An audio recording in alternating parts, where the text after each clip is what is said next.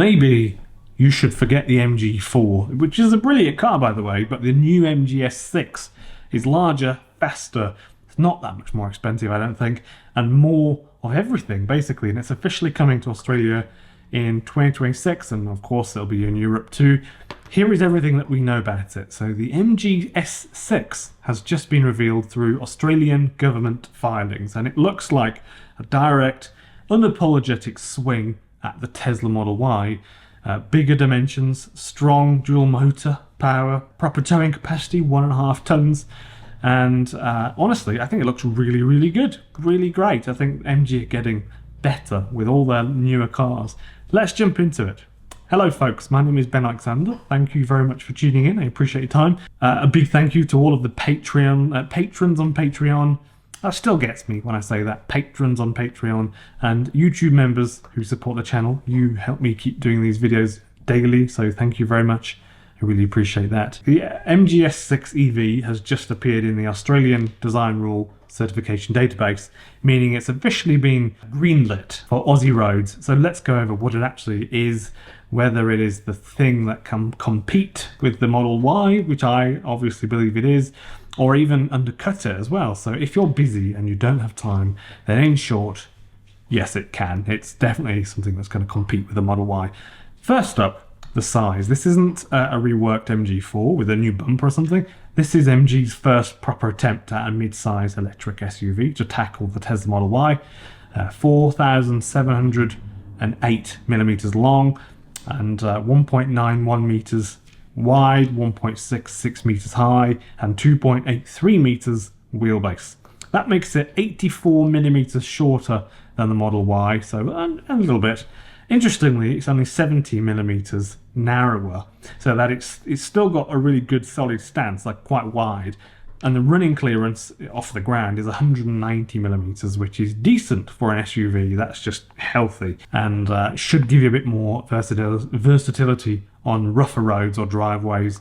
And something that people don't talk about, but it's a bit of a weird thing, but in Australia, a lot of the gutters and all the curbs sometimes can be, like this high off the ground. And it's largely because of the crazy weather that Australia has. There's often in Brisbane, I remember stepping up steps years ago, thinking, why are they like that? But it's because of the storms. There's such wild storms that look like they're on, they're from Jurassic Park or something. And you just, a month's worth of rain just comes down in about an hour.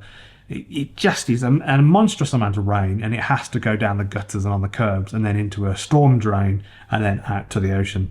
So that's exactly why clearance matters in this country, because a lot of the end of the driveways come down, the road is there, and you'll often notice really big curves like this, really big curves, and then your tyres have to go into a big divot.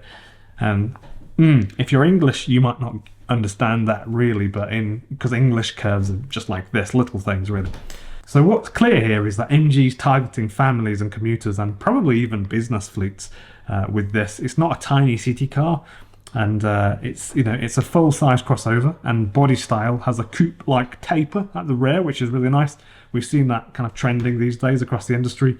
So here's what we know from the filings. This is all what we know about it.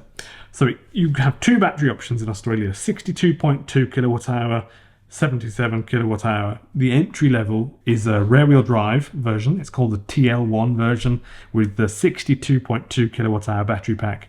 151 kilowatt of power, which is 202 horsepower. But if you step up to the bigger one, that's 77 kilowatt hours and 180 kilowatts of power, and that's about 240 horsepower, and that's still rear-wheel drive. That is called the TL2 version. And also MG is offering a dual motor version, all-wheel drive, and that combines 119 kilowatts at the front, 180 at the rear, giving it a total system output of 266 kilowatts or 356 horsepower. For context, this puts it right in line with the Model Y long range in that sub-territory, and a huge amount of people want exactly what the Model Y offers actually, but they don't want Teslas. I haven't done a poll on this, but I've spoken to a lot of people. I read the comments a lot. Obviously, a lot of people don't want Tesla, but they want a Model Y or something like that, or an Atto 3, but maybe a little bit bigger. So this is a win for all of you people. Towing, yes, it can tow very, very well. 1,500 kilograms braked. which puts it ahead of a lot of smaller EVs, and it runs on 19-inch wheels or optional 20s, but the all-wheel drive version is available if you have 77 kilowatt hour battery and 20-inch wheels only. And as for the weight as well, rear-wheel drive version is 62.2. This is interesting, by the way. So the rear-wheel drive version, 62.2 kilowatt hours, 1.9 tons. The slightly larger battery, so the 77 kilowatt hour version, oddly it's 20 kilos lighter, and so obviously that means that it's the NMC chemistry, but then the smaller battery is LFP. Obviously we can deduce that. As for the weight, the rear-wheel drive 62.2 kilowatt hour version is 1.9 tons. The one with the larger battery, oddly, is 20 kilograms lighter, which is an odd thing, isn't it? And the dual motor version is just over 2 tons. So that means even the dual motor version weighs less than a Hyundai Ioniq 5 all-wheel drive, which is pretty impressive. Design-wise, the S6 borrows cues from the MG4, the MG S5 EV as well, but it kind of evolves them, and there's no traditional grille or anything on the front, which is that new, nice, modern look that I really am a big fan of, especially with MGs, and also Mercedes as well. They do that, and that's really nice.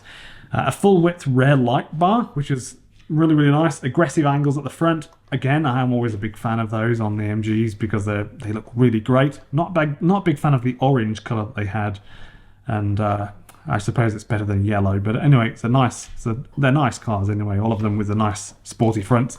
No interior shots have been leaked, so we don't know what it looks like on the inside. But we have seen the newer cabins on the MG4. Really, really nice, solid, and just definitely improved. So expect soft touch plastics and a nice big screen in the middle, possibly with the new software from Oppo, or the MGX Oppo software interface that is rolling out in China. That hopefully will come in the Australian ones and the English ones too. So the styling actually reminds me of something between the Zeekr X and a toned down Porsche Macan EV. It's kind of sporty, it's not obnoxious, and from the rear it genuinely looks more at market than you'd expect from a brand that, you know, used to make cheap hatchbacks. So in terms of when we'll see it, MG is aiming for the first half of next year, so in the first 6 months of 2026 in Australia, with the UK and Europe likely to be around the same sort of time, maybe even a bit earlier. And that lines up with how they've rolled out past models like the MG4 and the ZS EV. So on paper, the MG S6 ticks every box, I think, at least for me. Practical size, good range, 400 to 520 kilometers WLTP, strong dual motor performance. It's really, really fast and powerful. It can tow very successfully. You can get an all-wheel drive version, pay a little bit more money, get loads of power, and MG's usual value-focused pricing, which is kind of what they're known for, really. If they can price this under 60 grand, I reckon they will seriously undercut Tesla with the Model Y long range, which is 73,000 for the long range, and even the base one actually, which is 63,000 Australian dollars if you're in Queensland driveway, for example. But what that still gets me is if you want to change the wheels or the interior colour, like the interior colour, I think is it $2,000 on a Model Y to change that to white. And then if you want the colour not to be white but black, that's $2,500. And if you want it to be not white but red, you pay another $3,000. So you can quite easily pay $80,000 for a Model Y, which I think is madness, honestly. And then if you get it on credit as well, you have to pay quite a bit of interest from Tesla on the loan that you get if you were to do that. So then it goes up even further. So I don't know. I think there's definitely space for a budget version of the Model Y, and so MG are obviously stepping in with that. If MG continues with its usual aggressive spec sheet as well, panoramic roof, heated seats, active safety tech, things like that. They want, I've asked you before, so I know for a fact this is true, but a lot of people do actually want mirrors that fold in. I actually think, it's an extra cost. It's kind of a pointless thing. For me, I don't really care about it. For a lot of people, they do care about that sort of thing. And like I don't really care about a screen that rotates. A lot of people do. They want a screen that rotates, even if they just press it once a year to show off. So this could be the default family electric vehicle for a lot of people, not the Model Y anymore, which is nice. So I think we'll probably be moving into a post-Tesla era in the next 2 or 3 years. Not because of this, but because of the wider context. I want to know what you think. What do you think about this? Would you choose it over a Model Y? If it was a similar price, what about if it was the same price? Would you choose it over a Model Y? Just put yes or no in the comments for me. And any thoughts, I can reply to the comments. I do spend a lot of time reading all the comments and then I'll reply to them as well. So I'm more than happy to do that. Just put your thoughts below. Thank you for watching.